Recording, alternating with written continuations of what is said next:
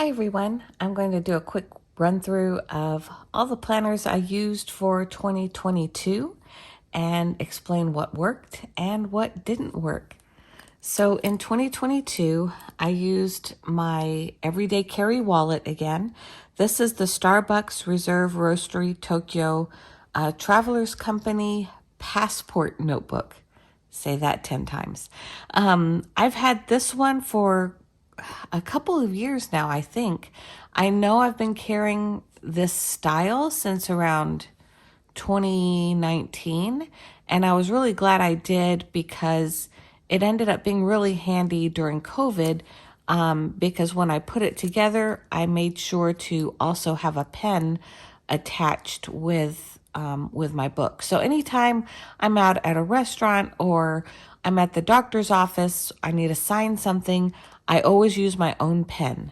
So this is a really fun pen, also from Starbucks Tokyo, and it just comes back together. So really easy, really fun to use.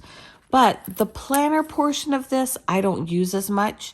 I do have the tear out letter pad in here. This has been handy. I can just write something on here and tear out a page for a friend. I have used that. I carry my cash in this pocket. This carries my car insurance cards. This has just been kind of an everyday catch-all for my inks in particular and my pencils. Haven't logged a lot in that. And then the card holder has my license and things like that. So this is something I will continue to use. I really love this setup. It's been perfect. It is my wallet and my carry everything from insurance cards, health insurance, medical stuff, and everything. So that is staying in the stash for 2023. Next is my daily scripture writing journal. This one was in a Hobonichi Weeks. So what I do with this one is each month I'll write out what verse I'm doing for each day.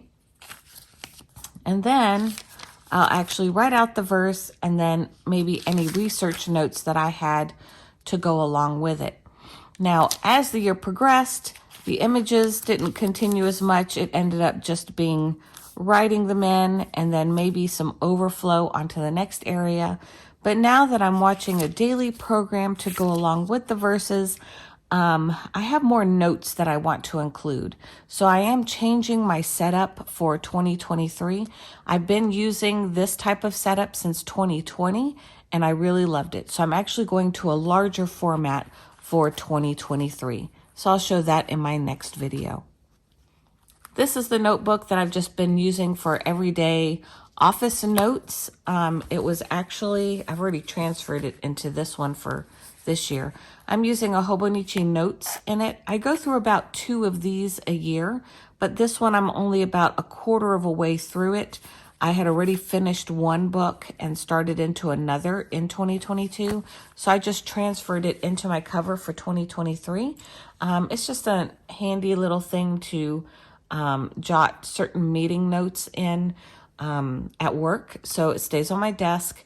And this is, I've had this cover for a number of years. I want to say I got this one like in 2018.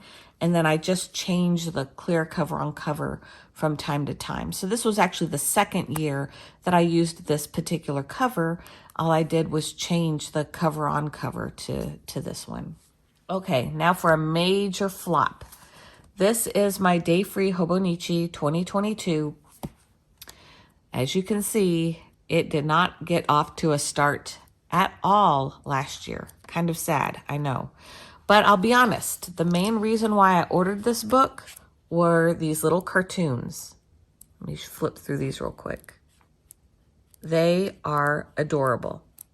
So these cartoons are made by the same artist that I have a notebook cover by. So this is the actual cover made by the same artist that made these little images down here. So that was a huge reason for the cave on this notebook, but also in 2021, it actually did go pretty well. It ended up being like my Instagram version of analog, keeping what I was up to and what my interests were, and just kind of like some highlights. So in 2021, I did pretty good in keeping up with this. So I decided that I wanted to continue to try that for 2022, but as you can see, this was definitely a failure to launch. So I am going to give it one more shot in 2023. 2022 was so much about getting back to regular life after COVID, and so this just didn't happen. Trying to juggle too many things, trying to get back into the swing of life. So that didn't happen last year, but I'm hoping it'll do well this year. So we're going to try it one more time.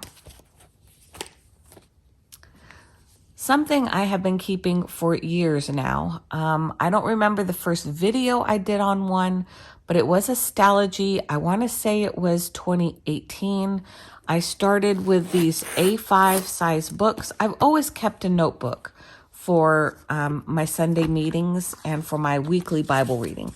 I've always had one since childhood, but I decided since 2018 to consolidate into one book for all the things. So any assemblies, conventions, Bible meetings, and Bible reading, I combine it all into one book, and it's just in order month by month. Now, last year's, I don't have anything I can share because I have 0 images in last year's. It is completely full, but last year's was strictly all notes. So every meeting, every convention is all in here. I am going back to having like some pretty calendars and pretty little graphics inside of my notebook. I'll be able to share those for my 2023 setup. But 2022 really was just study and go. That's the mode I was in this year. I had no extra time for any extra fluff. It was just study and go. So that's what this entire notebook is. And this has worked very well for me. So this idea is going into 2023 as well. I forgot the name of this actual cover, but it is by Kokuyo. It's the same company that makes the Jibun Techo.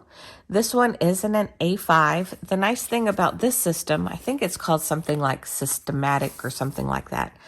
The nice thing about it is that you can have a notebook on one side, and I believe this spiral notebook did come with this cover. And then on the other side, you can slip in your journal. So yeah, there it is. This is what it's called. Systemic. Yeah. So on this side, I use the 2 books. So the first one is January through June, and then the second one is July through December. I use this every day in the office. So every day at the office, I have my task list on one side. I'll show you because I didn't use it in the very beginning of July. So I was lazy and I forgot for about a month to transfer from my June book into my July book. So July didn't get used up to this point, but after that, I use it every single day in the office. I don't use it on weekends, but the reason why I love it is I can put my students' names here and the curriculum that I have. The hours are perfect for me because I work weird Japanese time, which is I'm working Singapore and Japan, 5:30 in the morning till 7. And then I may work at night from 8 to 10 p.m. So I really need all of these evening hours spaced out just as evenly as my typical work day. So I put my students here, and then any meetings that I have at the office, I put on this side. And then this is my to-do list. Anything that I need to do at work all gets lined up here. And then sometimes if I have something I know I need to check on at home, I'll write a note to myself down here.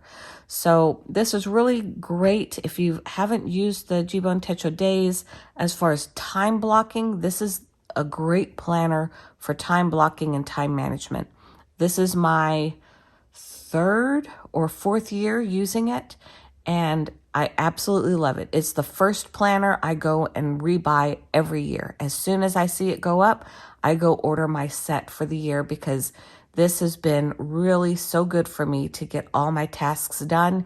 Anything that I don't have marked out or highlighted from the day before, I know to copy those onto the next day. So then I'll just copy them, and then as I finish them, I'll highlight them and move on.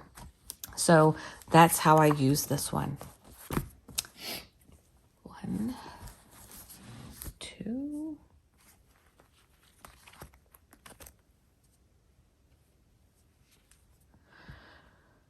So these are the 6 planners that I used for 2022. I'd love to see your setup too. So please post a link below if you have your planner lineup out for 2023. This is mine that, worked. Some didn't work, but that's kind of trial and error with the analog systems that we use. I will be posting my 2023 lineup next Sunday, so I will see you then. Until then, have a great weekend.